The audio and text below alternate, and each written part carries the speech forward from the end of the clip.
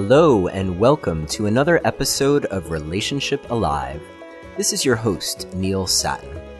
Way back in episode 13 with Keith Witt, we spoke about the importance of polarity in terms of maintaining a spark with your partner.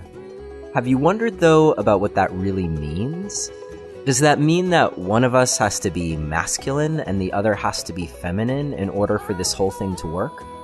How do you turn polarity into something that doesn't just become a descent into stereotypes, but into a dynamic energy that lives and breathes in your relationship? And how do you take it to the next level, turning it into higher states of energy and consciousness with your partner? Today's guest is Michaela Boehm, an experienced counselor and tantric lineage holder who specializes in teaching skills that enhance deep intimacy and lasting attraction, and who co-taught for a number of years with David Deida to make the concepts that he teaches in books like Way of the Superior Man and the Enlightened Sex Manual practical. And in today's episode, we're going to do just that. We'll update your idea of what polarity even means and give you some practical tools to open yourself up to what's possible in terms of your energetic connection within yourself and with your partner. Michaela is also going to point out some of the places where people stumble or get stuck so that you don't have to make the same mistakes on your journey. She's also kindly offered a free copy of one of the audios from her website to a lucky listener. All you have to do is download the show guide at neilsatin.com/polarity or text the word passion to the number 33444 and follow the directions to qualify. So much to chat about. Michaela Boehm, thank you so much for being here with us today on Relationship Alive.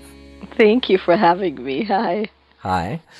I'm really delighted because, well, for one thing, at first I really wanted to talk to David Deida, but the guy, I guess he doesn't talk to people anymore or something. So, which is fine. I'm actually really excited to hear from you about how you've seen that work grow and enhance the lives of people who you've been working with. And you were a co-teacher with him for 13 years, right? For 13 years. And he is truly the pioneer, of this whole realm. I didn't hear your interview with Keith Witt, but I know Keith Witt. And a lot of the things he talks about are directly, out of David's work. And so are many other people, because he was the first one who really, pioneered these concepts. Now, the interesting thing is that, of course, when The Way of the Superior Man was written, I think 15 years ago or something like that, things were very different than they are now. And the terms masculine and feminine were not defined the way they are now. And they weren't used and misused the way they are now. And so, particularly in the last 4 or 5 years in being out and about and teaching, and I traveled and taught with David for the last 13, and I've also been teaching extensively on my own in Europe and the US, and this year also Australia. But we've really gotten a different view on the whole realm of masculine and feminine. So I think it might be interesting to define it a slightly different way than it used to be defined, because things have changed quite dramatically. So yeah, maybe we can just start there. I'm really curious to hear how the landscape has changed for what we're even talking about with masculine and feminine. Yeah, I think the landscape has changed culturally, and as well the landscape around the understanding and the use of the terms masculine and feminine has changed. So the first thing to be said about that is that, when these terms first were pioneered, the definitions were created, and then not many people knew about it, and it was always quite a revelation for people when they looked at themselves in those terms. And then over years, when it became somewhat more popular, a lot of misunderstandings have happened. And nowadays, the terms masculine and feminine are part of both, pop psychology and pop culture in a certain way, without a lot of distinction and definition around them. And one of the common uh, pitfalls is that people um, conflate masculine and men and feminine and women. And of course, when you look at it through the lens of, well, women are this and men are this, you're actually stoking both a bit of a gender war and a stereotyping. Um, and that is, a lot of what critics have said about these terms. And that's true if you really assume that women are feminine, men are masculine, which is, of course, not the case. Masculine and feminine are just placeholder terms to describe certain energies that happen in both genders' bodies. And that's a very, very important distinction, which we can go into in a second. And the misunderstanding around that distinction has made, to me personally, I don't even want to use these terms anymore because it's so laden nowadays with all kinds of stereotypes and misconceptions and also ways to use these terms to just pigeonhole people and box them in certain ways. But Yeah. that's, of course, what happens with any definition that becomes popular. So that's one aspect. I don't know if you want to say something about that before I go on a rant on the other aspect. Well, I think the only thing that I maybe just wanted to contribute here is that, I think I actually became familiar with this concept of masculine and feminine polarity through the work of Tony Robbins, actually. And who also took it from David. yes, it's very clear. You can see it very clearly as you become familiar with David Deida's work. And of course, why wouldn't he? It's so powerful. But what I found is that so it seems like people can get it, or at least they get this notion of, well, okay, whether I'm a man or a woman, I'm going to relate more to more masculine qualities, and we can talk about what those are, or more feminine qualities. And let's say that masculine qualities, just as they're sort of generically defined now, is like you want to be strong and solid and a container for your wild woman to like lose her orgasmic mind.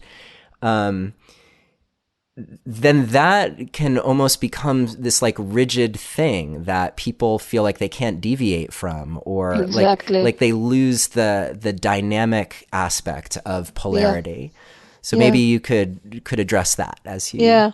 Well, that's why I've kind of moved on from a lot of those constructs, and why when I can help it, don't define it as masculine and feminine so much anymore, because it's almost become a tool of suppression or oppression. That, well, you're not in your feminine right now, or you know you just don't meet me with your masculine. You hear this all the time. I'm sure this is not only a West Coast phenomenon. um, and what it is that within each human being, there are those two forces. And so how I've started to define this in my own teaching is that I look at it more like principles, right? So everyone has an organizing principle in them, and everyone has a pleasure principle in them. And so the organizing principle, the principle of the masculine, is the part of each human being that drives things forward, that has direction and structure and ideally clarity and a long-term view, and works in a kind of a time space grid to essentially create a forward movement. There's a lot more to that, the tendency towards emptiness, emptying out, versus the tendency towards fullness, which is the feminine, pleasure principle aspect of the wild, chaotic swirl of nature as it is expressed in each person's body, right? And in each person's environment and life.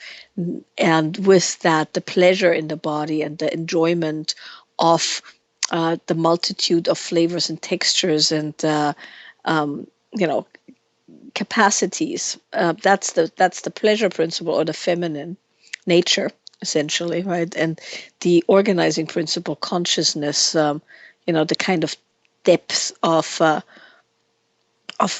penetration and clarity that makes things happen and moves them forward. One without the other, of course, is horrendous, right? The organizing principle without the swirl of chaotic natural life force is just, static. Or not even static, just stuck, I should say. And only chaos and the creative flow of nature without direction is a natural disaster, so to speak. And Yeah. so you do need both, even within yourself, because otherwise you are just doing what you want to do and don't get anything done, or you're so rigid that you're no longer able to flow with life. Right. And so each human being has a mix of those two that allow us to varying degrees, to be both effective and expressed and fulfilled in life. Now, when it comes to sex, and with sex, I don't only mean intercourse, I also mean the in my original lineage, it was called the erotic friction, right? The tension between those two poles is what makes for that kind of sexual chemistry and excitement and spark that we all want in our intimate relationships, regardless if we're straight or gay. That's why it has nothing to do with masculine, male and female. It has to do with how it sits in your body. So in the sexual interaction, we want that friction, we want that tension, we want that build up and release, the hunt and being, and being the hunted, the penetrator and the person who surrenders. Now, it can go back and forth, and it should go back and forth for the fullness of experience, but most people have a, so to speak, a home energy or home preference, which is the place where they're naturally most relaxed and full and fulfilled. And that's either the masculine or the feminine. And that doesn't mean you don't have all the other aspects, but sexually speaking, what you then learn is to animate and distinguish and define those two aspects of you, so you have them available to play with another human being. Yeah. And then So I'm curious if we could just sort of pause right there for a moment and just say, okay, can you offer our listeners, like, here's a way for you to get in touch with the organizing principle within you, and here's a way for you to get in touch with the pleasuring principle within you. Well, an easy way to look at this, if you are in doubt, because some people are in doubt. And the reason people are in doubt is that they somehow think that what they're doing the most is who they are. And if we had no societal or market restrictions, that would be true, right? If we'd all live in nature in the caves or the jungles of some beautiful tropical island, then what you would do the most is probably what your essence is. But of course, in modern Western society, everything is geared towards the masculine tendencies. So it is not true that what people do mostly is where the essence sits, because most people who make a living have to animate their masculine very strongly, other than a few professions. And so what you look for is what would make you the most happy. Most people spend most of their days in their masculine, meaning in the aspects of their life that require organization, forward movement, fairly rigid adherence to a schedule and a plan, and need to organize their mind, create structure in their life, make things happen in an organized way. And then with that, of course, comes the tendency to want to recuperate the way that kind of mindset requires, which is essentially be still or sit still or meditate or sit in front of the TV. So that would be the more masculine principles which most men and women adhere by for the sake of making a living and functioning in society. If you go a step below, you will find that your natural tendency when you relax and when you are left to your own devices, let's say on a weekend or in a vacation or in your hobbies, you'll have tendencies. There's people who enjoy the fullness of life, whatever that means to them. That could be anything from children to animals to friends to dinners to preparing food to growing food, to clothing to social, events, house decorating, doing things that are pleasurable, going to the spa, all of those things that essentially mean engaging with life. If that's how your heart is the happiest, so to speak, if that's how your body is the most relaxed, then you have a feminine essence, so to speak. That also means, certain kind of engagement, an exchange of love, an exchange of information, talking a lot about certain things, engaging fully with things. All of those would fall into the realm of the pleasure principle, so to speak. And when I'm saying pleasure principle, I'm not talking about the shallow pleasure, but the pleasure of being alive in one's body. And then, on the other hand, if you have time and space and you could plan a week or a month, however you want to, and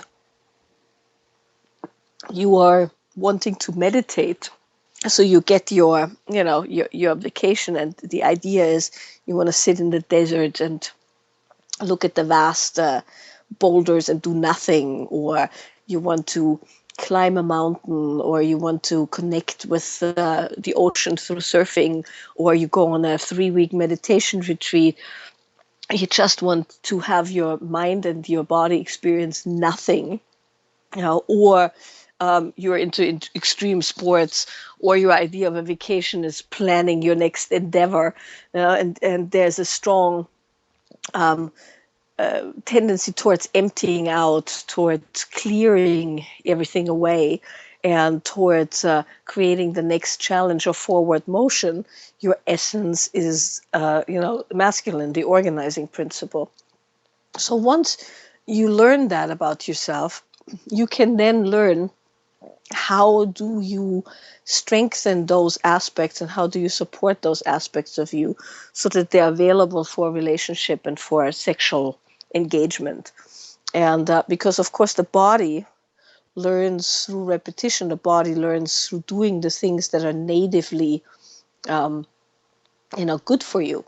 And so you would then do practices and endeavors and explorations that strengthen the aspects of you that are the most both joyous and applicable to your sexual relating. I'm curious if I'm listening to us talk and I'm thinking, I think I'm more in the pleasure principle and I think my partner is more in the pleasure principle. Is that going to create problems in terms of polarity in our connection? It could. Um, let's see how I guess that. Not necessarily, but you will find that your sexual interaction becomes a much more playful exchange than somebody ravishing and somebody being ravished. Now, mind you, you could be perfectly fine, both of you, all day, both pursuing the realms of the pleasure principle. But when it comes to sex, one of you switches into the more organized role. And in that particular moment, you're properly polarized. Person is the one surrendering or the one that gets penetrated. The other one is penetrating. One is doing, one is being. These things are only important when it comes to creating, an interesting sexual play. But two feminine partners together can still have interesting sexual play. It just has the kind of quality of, in Taoism, they call it water on water. Feminine on feminine is like water on water.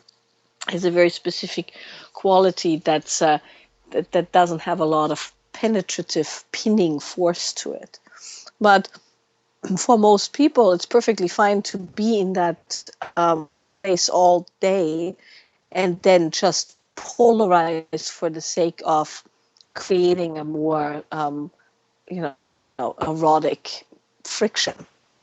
Right. It strikes me that it brings us back to one of the very first things that we were talking about, which is we all probably have both qualities. So if you're able to develop facility on all parts of the spectrum, then you might recognize, like, all right, this is my time to organize, Exactly.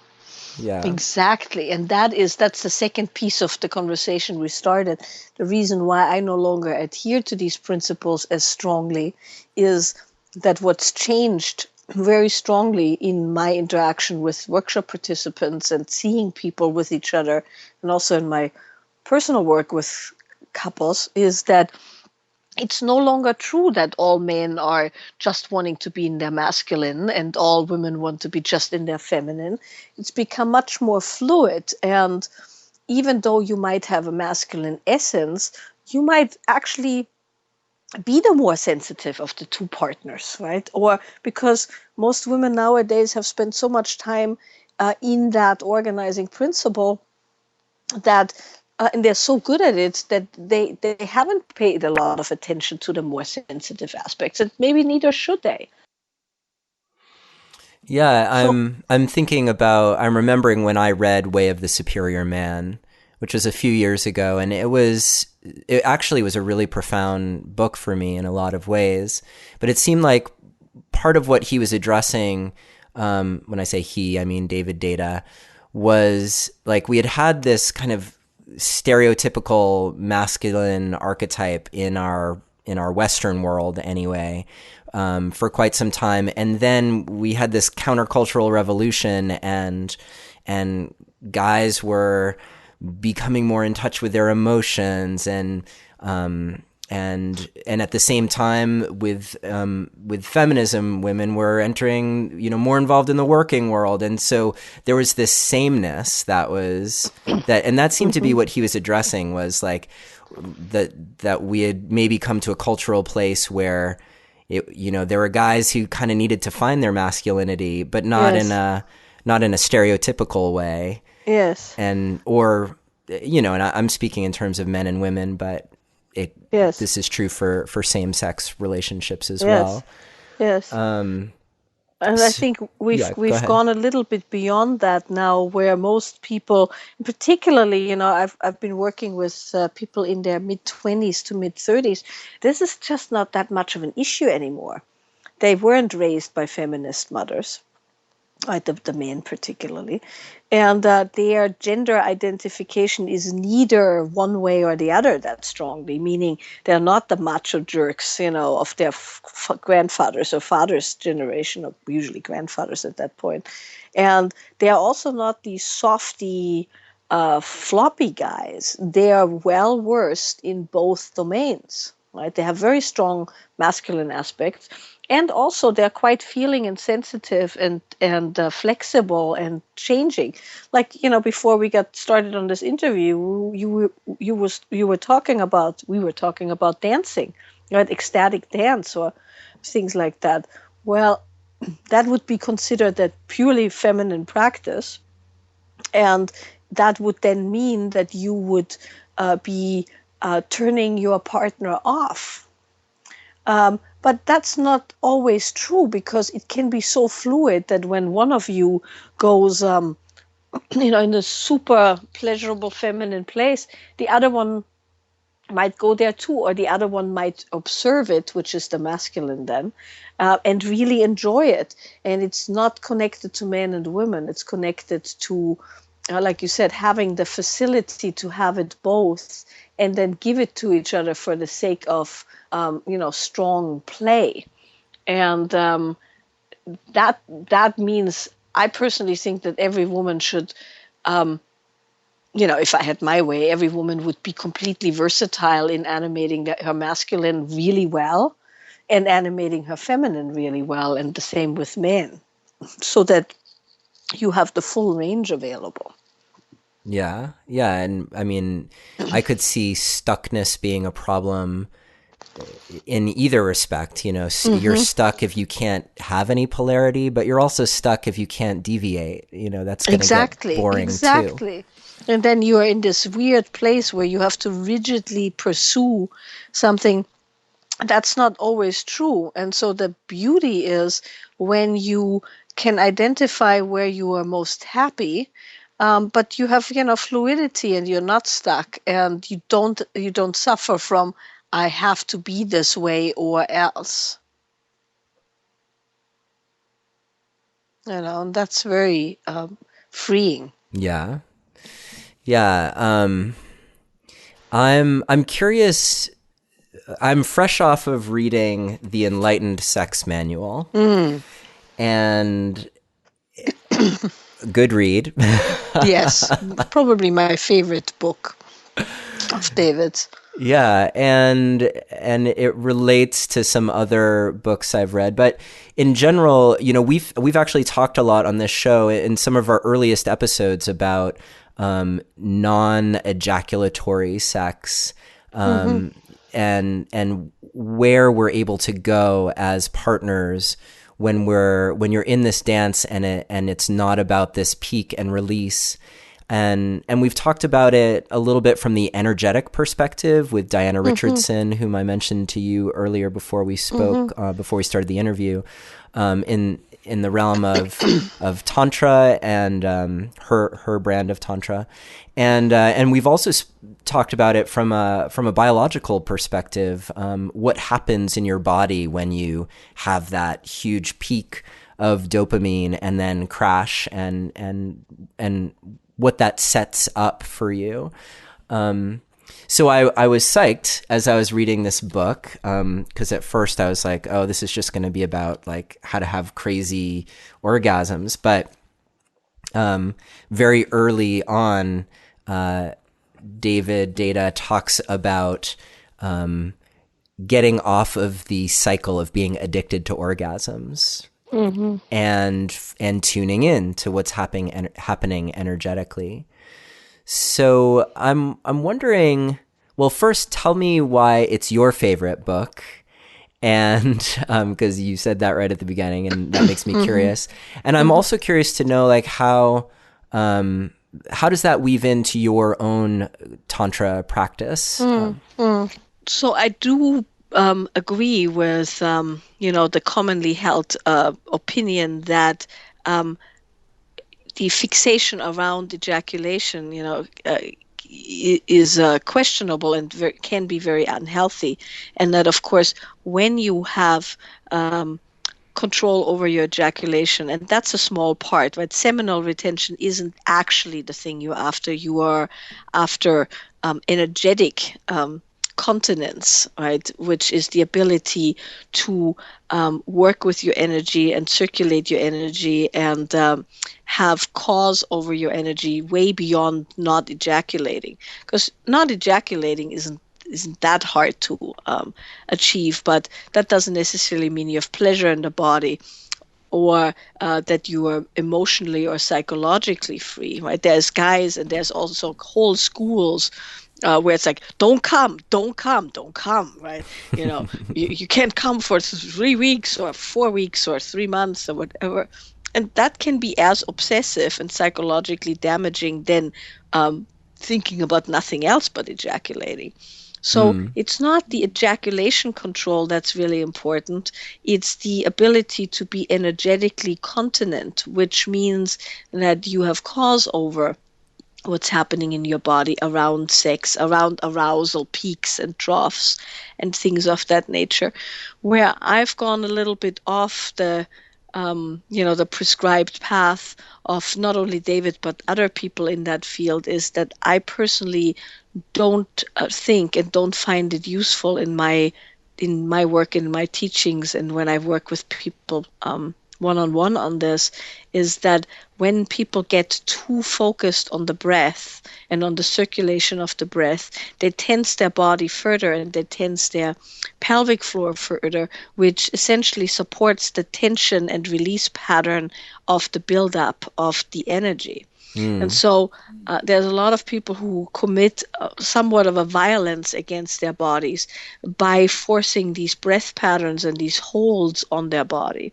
And there's other schools where it's much more extreme, there's other ways of doing it where you press certain points, you pull up certain ways. And most people are already so tight in their pelvic floors and so tight in that area. And that's, as you know, because you're a man, I'm talking here, about plumbing that isn't mine, so to speak. But, the moment where you kind of go over the edge and where you ejaculate is a moment of extreme tension.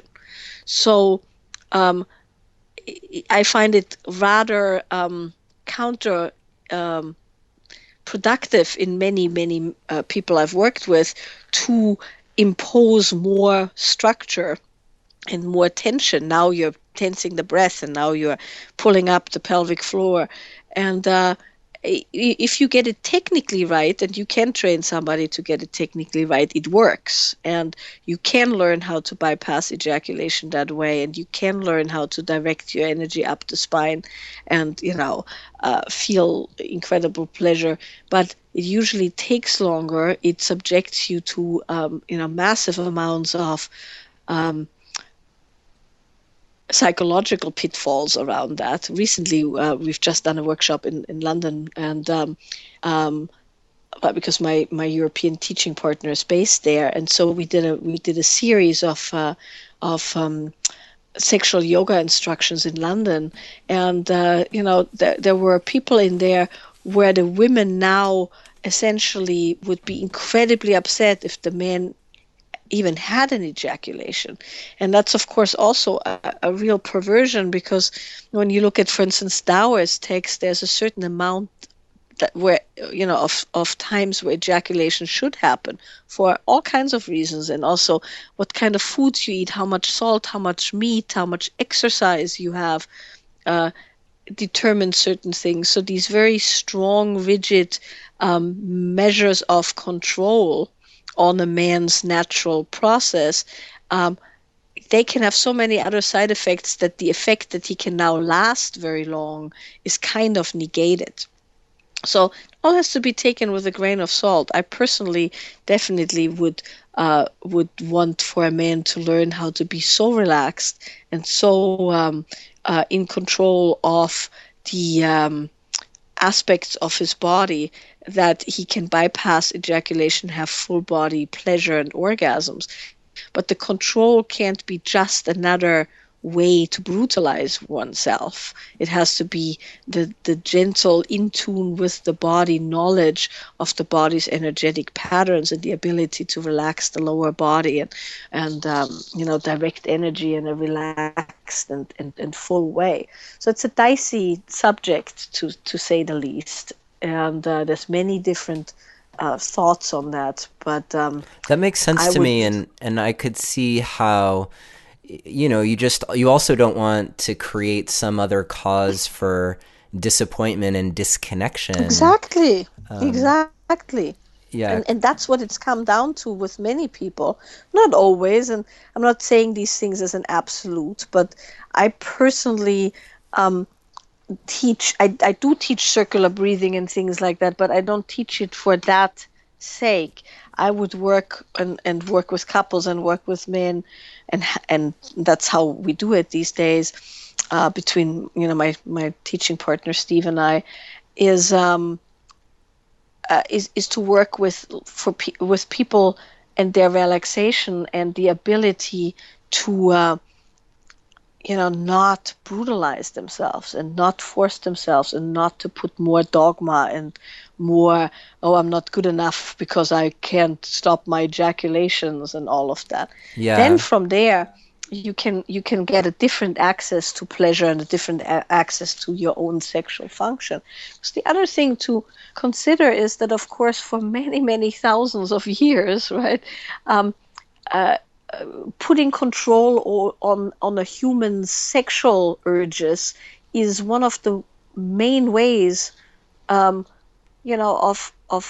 control in society. So to go, don't have sex, it's a sin, is not much different than don't ejaculate. It's a spiritual sin. I mean, it's the same kind of idea that can be very dicey in the wrong hands. When you look at it more from a viewpoint of what's the optimal way for your body to be and relax so that you can combine yourself with another human, spiritually, emotionally, physically, sexually, in the optimal way, then that whole endeavor takes on a slightly different angle. Right. It's not so much like you're trying to get something right. Exactly. And missing the point of the whole Yeah. thing. Yeah. And what you just said made me think too of, there can be all this focus on, the energy, but without the relaxation and really broadening your capacity to experience energy throughout your entire body, then that energy is going to be problematic. That's right. Yeah. So, Michaela, I want to take a minute first to let our listeners know that you have generously offered to give one of the recordings from your website, which is michaelaboehm.com, to a lucky listener. And the way that you qualify for that recording is to download the show guide at neilsattin.com/polarity. Or you can text the word passion to the number 33444 and download, just follow the instructions there, and that will qualify you for that giveaway. So thank you so much, Michaela, for offering that to a lucky listener. Mm-hmm. And I'm hoping that in our last few minutes together that we could offer people something practical. Like what's something that you like to give people as a way of really cultivating that openness, the experience of those energetic, ecstatic states? What's something that people can practice, without getting too orthodox about it, but a way to give people some home play? Well, there's a few things that both men and women can do very easily, regardless of how you identify yourself, both, in your sexual preference and your sexual essence. And one of the things that can't be emphasized enough in this time and age is movement. You and I talked a little bit about it before we started the show, as in the benefits of dancing or contact improv. If nothing else, doing one song a day of movement, of actual pleasurable movement in the body, and shaking the body out and allowing the body to move spontaneously, not in an organized dance way, so not in a I'm going to dance samba or whatever, but in a feeling what the body wants to do and then doing that, is probably one of the most beneficial things any human, man or woman, can do. Most people, sit for long periods of time and don't get to feel their bodies as much as would be good, and most exercise is rather linear and forces, certain habitual patterns as well. So I like to make sure that everyone I work with gets to shake it out at least one time a day. Of course, if you have more time, dance more, but there's very few people who couldn't do a song even while brushing their teeth or something like that. Yeah. And then the second piece is, that's then the other side of the spectrum, sitting for 5 minutes a day and doing absolutely nothing. So no meditation technique, no breathing technique, no focusing on anything, but just sitting without, checking your phone or looking around with the eyes closed, and just allowing whatever comes up to come up, would be a very good practice. So you have both ends of the spectrum. Yeah, there's the organizing emptiness and the pleasuring fullness right there. What about the energy piece? Because I don't know, I got to think that most people, when they read the Enlightened Sex Manual, they're reading about these, the light of infinite bliss shooting up their spine and up their partner's spine, and on some level they're like, I want that.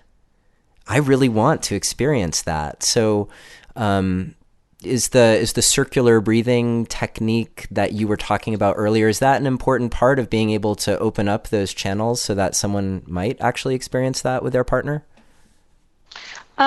That's one of the ways, but it's not the most user-friendly way, because most people don't have time to practice that, and most people have restrictions in their bodies that make that a long way to go, right? Because that will take some dedicated practice. But yes, learning how to be with your breath is one way. But like I said, if you put any control on that breath, it's not very likely to happen. A much better first step would be to find ways to delocalize pleasure. So take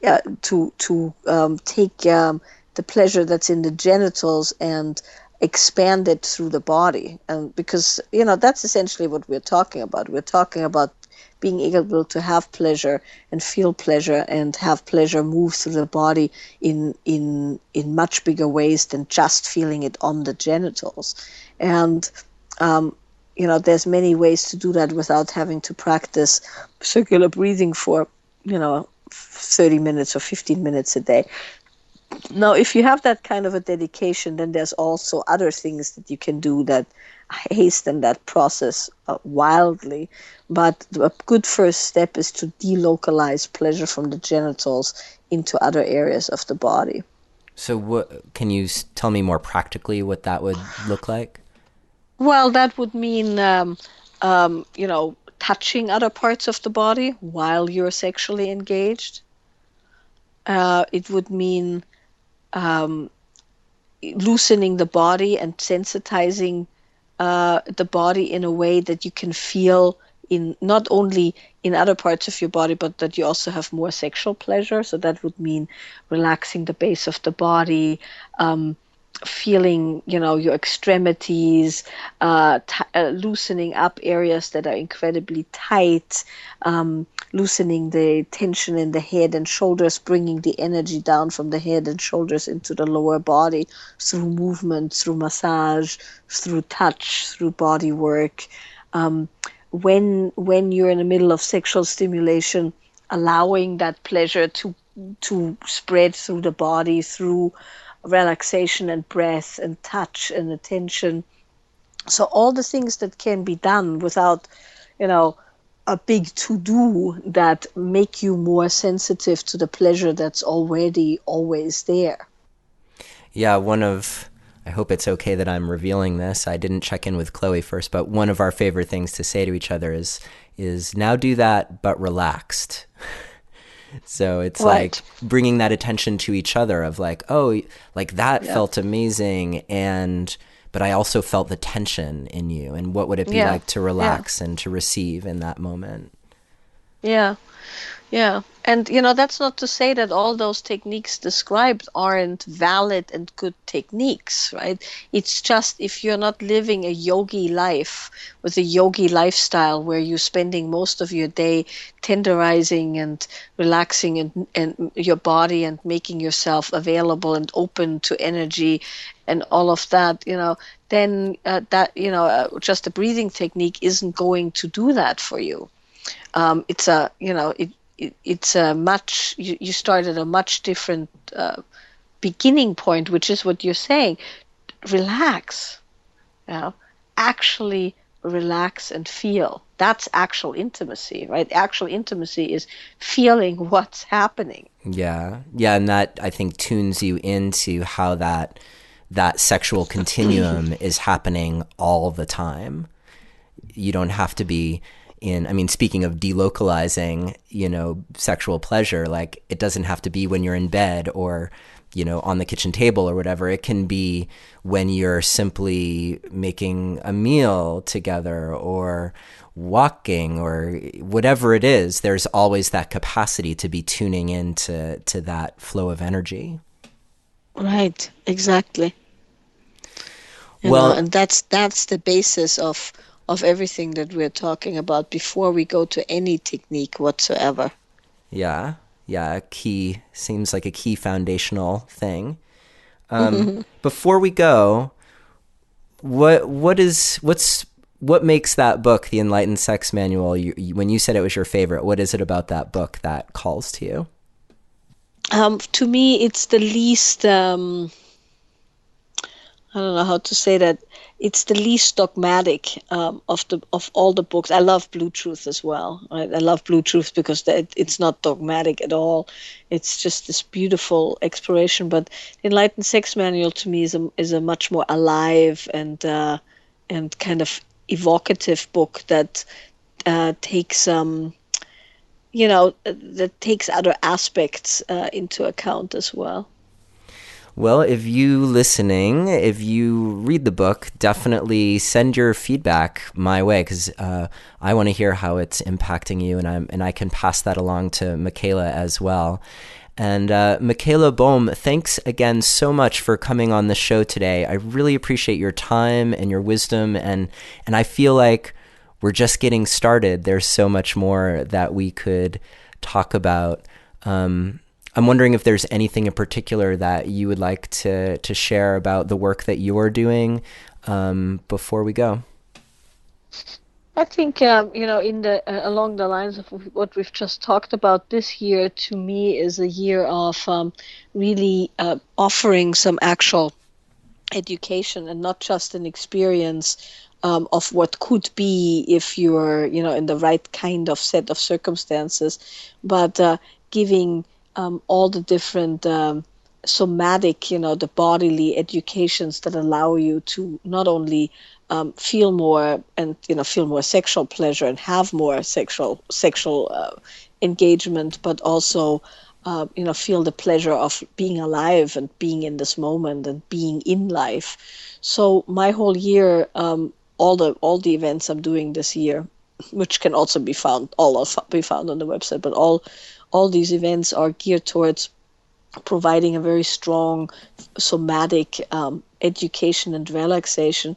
And I'm particularly excited. I'm offering a 6-month program in the US and a 9-month program in Europe, and a bunch of 5-day retreats where we can really go all the way through how do you make your body available for those kind of experiences. And by the end of 5 days of relaxing and opening and directing energy, people have some very profound experiences that they can then replicate when they come home. And that's kind of my focus this year, is to give take-home practices and teachings and access to relaxation that's moving people forth in their ability to be with their bodies and with their partners.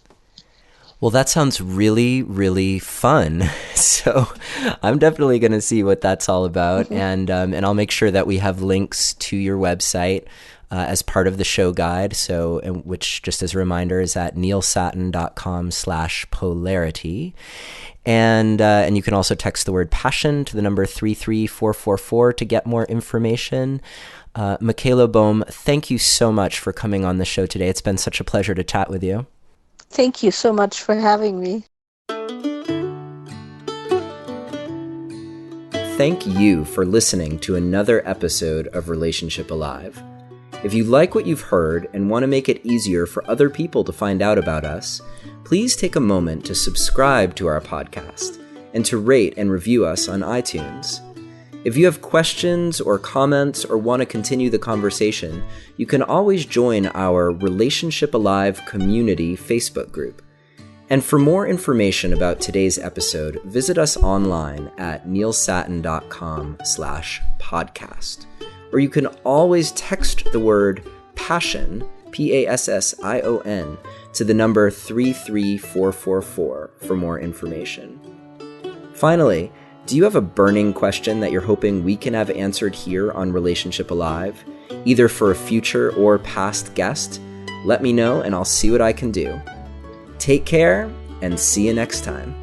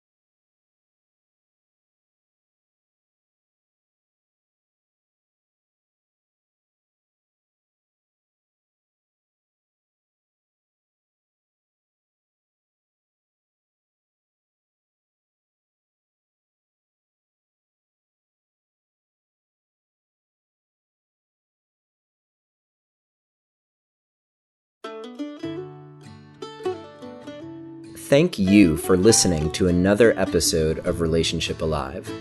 If you like what you've heard and want to make it easier for other people to find out about us, please take a moment to subscribe to our podcast and to rate and review us on iTunes. If you have questions or comments or want to continue the conversation, you can always join our Relationship Alive community Facebook group. And for more information about today's episode, visit us online at neilsattin.com/podcast. Or you can always text the word PASSION, PASSION, to the number 33444 for more information. Finally, do you have a burning question that you're hoping we can have answered here on Relationship Alive, either for a future or past guest? Let me know and I'll see what I can do. Take care and see you next time.